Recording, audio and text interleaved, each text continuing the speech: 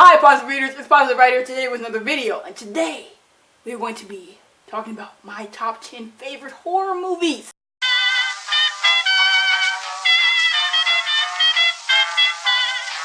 It is spooky season and I have been lacking, especially in the spooky / fall content, but I'm here now to make up for it. So, I'm going to talk about my favorite horror movies, top 10 of my favorite horror movies, just like kind of telling you what they're about and why I like them so much, and then you can go watch them for yourself if you have not seen them yet. If you have, talk to me about them in the comments. If I get you to watch one of these movies and you like it or you don't like it, tell me in the comments. I want to hear all of your thoughts. Without further ado, let's get started. The first movie on this list is 28 Days Later. I love this movie. I saw it first in like 2015, maybe 2016. No, I think it was later than that, but I don't remember the year. But anyway, I watched it and I loved it. I remember loving it. There were select things that I didn't remember about it and then select things that I didn't. But I rewatched it earlier this year, and I loved it again. It's an amazing movie. It's amazing. It's like horror movie. It's like top tier zombie movie teams. Like zombie apocalypse movie. It's amazing. It's set in London about these, it starts off with one person and then it kind of becomes this little squad type thing, and basically it's just them during the zombie apocalypse and them trying to survive and stuff, and it's so beautiful. It's not really even beautiful, that's not really the word I would use. It's freaking dark and like gory and pretty horrible, but the movie itself is amazing and I love it and I enjoy it every time. It's fucking great. I love it. I love it. The next movie on this list is The Babadook. This movie was terrifying me. It had terrified me for like years. I first saw the actual Babadook, the character that is like the antagonist in the movie, on this article about how it had been placed. The movie itself had been placed in the Netflix category LGBTQ. So everybody was like, what the fuck? Like, apparently the Babadook is LGBT. It was hilarious. But to me, I didn't really know what was going on. I kind of just saw it on Snapchat one day, but what scared me, obviously, was the character, and I was like, what is the Babadook? So I looked it up, and it turns out it was about this book whose character, who was really scary, came to life. And I thought that was the scariest stuff ever, and I really did. I love to read. As you know, I have loved to read basically all my life, so the fact that something nightmarish could come from a book and just terrorize people was really scary. I did finally watch the film either this year or last year, and I loved it. It was amazing. It was surprisingly wholesome, more wholesome than you would think for a movie like that. It's kind of old. It's like not even from the US. Somebody in Australia made it, I'm pretty sure, yes. And it was amazing though. It was amazing. It was great. It's like about this mother and her son, and they're living in this house, and they get this book, and it's like The Babadook, and they like read it once, and basically the whole movie is basically like, I'm not even gonna tell you, like, just watch it. It's really good. It's really good. It's suspenseful. It will scare you. It will mess you up inside, and it'll make you feel good at parts too. So watch it for sure. I recommend it absolutely. The next movie on this list is Malevolent, and this movie is on Netflix. I found out about it because at the end of the year I edit these videos that are basically a whole bunch of movies, all movies that I can think of or that I enjoyed, or maybe even that I didn't, that I just think the trailers are cool, and put them all into this one compilation of like this edit montage compilation that was made in the year. And last year, Malevolent was in that compilation, so I had to watch the trailer to find scenes. And it's about this brother and this sister who basically are scamming people with their clairvoyant skills. The sister is supposed to be clairvoyant, and so her brother is like scamming people out of money because she's acting like she's going to people whose houses are usually not haunted but maybe haunted, and basically having her cast out demons or whatever. It's like ridiculous, but yeah, that's like their game. But I heard about it and I watched it finally in January of this year, and y'all, it was so good. Twists and turns around every corner. It was amazing. I really enjoyed myself. I literally doubted that I was going to love it that much, but I really ended up loving it, and it's what initially sparked me wanting to watch Bates Motel. So we love that movie. It has contributed to my life way more than I thought it would, and definitely think you should go watch it. The next, basically the kind of like, not plot twist, but the conflict that starts off the story is that they find a house that actually is haunted for once, and they can't like leave because the spirits are like messing with them now. So that is what should get you to watch the movie because it's amazing. The next movie on this list, I think it is number 4, is It and It Chapter 2. I put these together because I think they are one and the same. They're amazing movies, and I just watched the second one like a couple days ago, and it was beautiful. I cried at the end, and the first one was amazing too, and I think they're perfect sequels. I'm pretty sure the book is just both of the movies but put together in one book, so I had to put 2 movies and put them together. I love this franchise. It's really adorable. I really thought I would never watch it. I was like, this random movie about these clowns and these kids, I was like, I would never, like, this is never going to be interesting to me. But obviously it was everywhere, and one day I was like, you know what, I think I might watch this. Like, it's a classic. It's a book, might as well watch it. I watched the first movie a couple months ago and it was great. It was amazing. I love the characters. I love just how, like, I don't know what you call it, like, dastardly. It's very gory. It's very messed up in like every way, but I love it so much, and that kind of makes the parts where it's not as messed up and just kind of wholesome even better, and I love it. One of my favorite squads ever, definitely my favorite kid squad. Usually kids are really annoying, but these kids definitely were not. So it's basically about this clown called Pennywise, or It, and basically he is terrorizing this town called Derry, Maine, and was called Derry in Maine, and the kids, they kind of end up banding together to kill it, and it's an amazing, to kill it. I didn't even realize I said it, but basically, yeah, it's an amazing franchise. Both movies are great. Love the actors and actresses. The whole cast is amazing of both movies, and we love it. So go watch it if you haven't yet. And I plan to read it one day, but it's like 1,000 pages, and I'm not like doing that right now. The next on this list is number 5. I Know What You Did Last Summer 1 and 2. I love these movies. I think they're freaking amazing. Usually sequels are, well, I'm not gonna lie and say that. Movie sequels are usually not as good as the first ones. Book sequels, I found, have almost always been better than the first book. But anyway, at least in YA. YA is just, I don't know, like, people know how to write first books, but it's fine.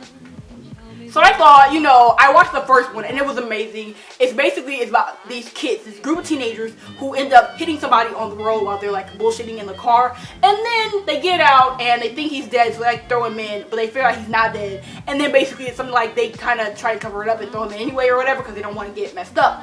Either of those things, and he does not actually die. So it's like, I know what you did last summer because we all know what you did. It's like a summer later or like a year later or whatever, and this person or whoever is terrorizing them because they know what they did last summer. And it's a great movie. And the second one is basically along the same lines, different characters and stuff, but it's still kind of the same thing.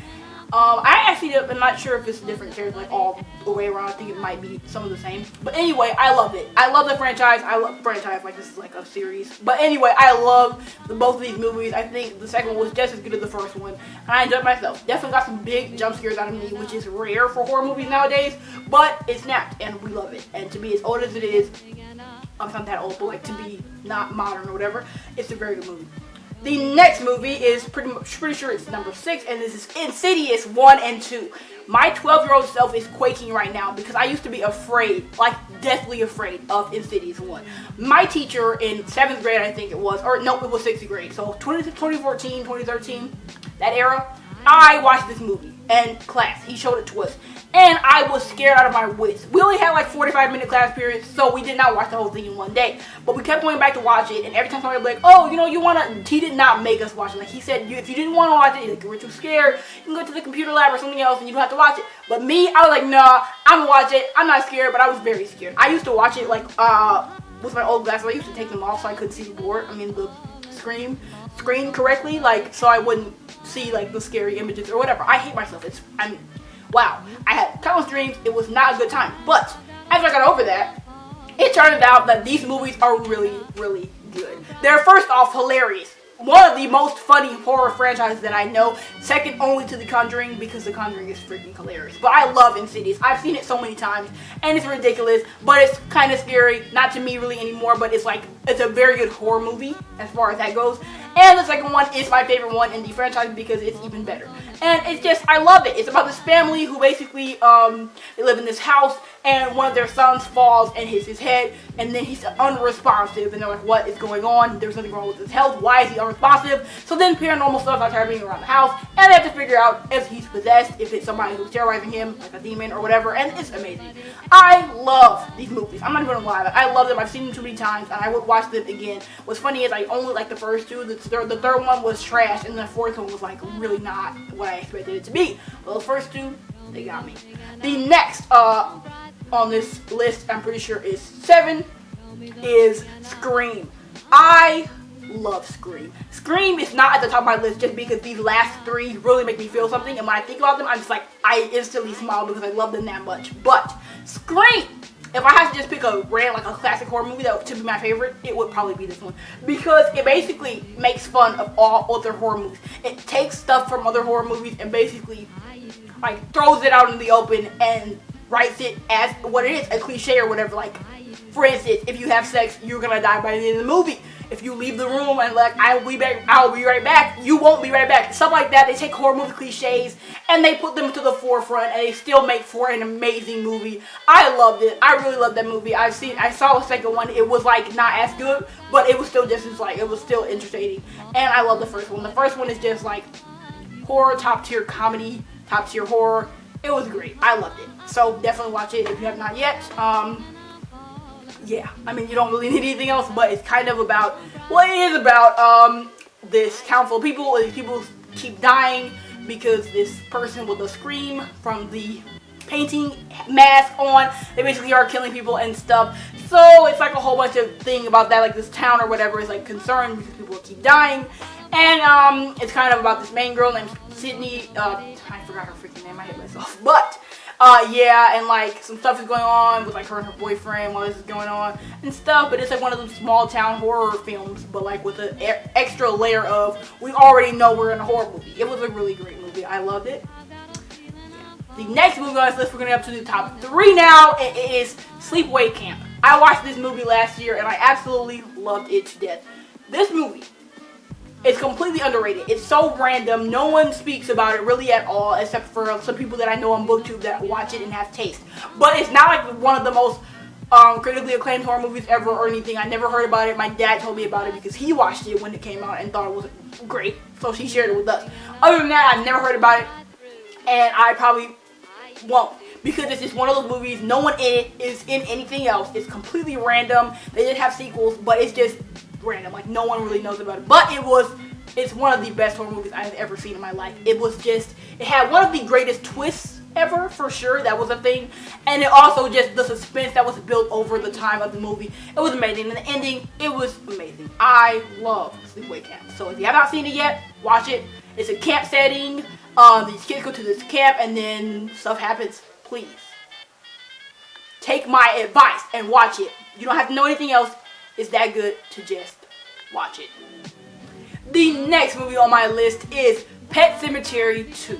This movie, I completely forgot about it, which is saying a lot for it being number 2 on this list. But basically, I watched it. I watched it like years ago, and I thought it was amazing. I was like, this movie is great. I loved it. It was amazing. But for some reason, it was kind of just lost on me. I watched a lot of movies, and especially a couple years ago, I watched a lot of movies. Like, it just was a thing, and I forgot about something. Unless it was like really, it was like something I forgot, which is horrible because it was really, but I guess I just didn't appreciate it enough yet.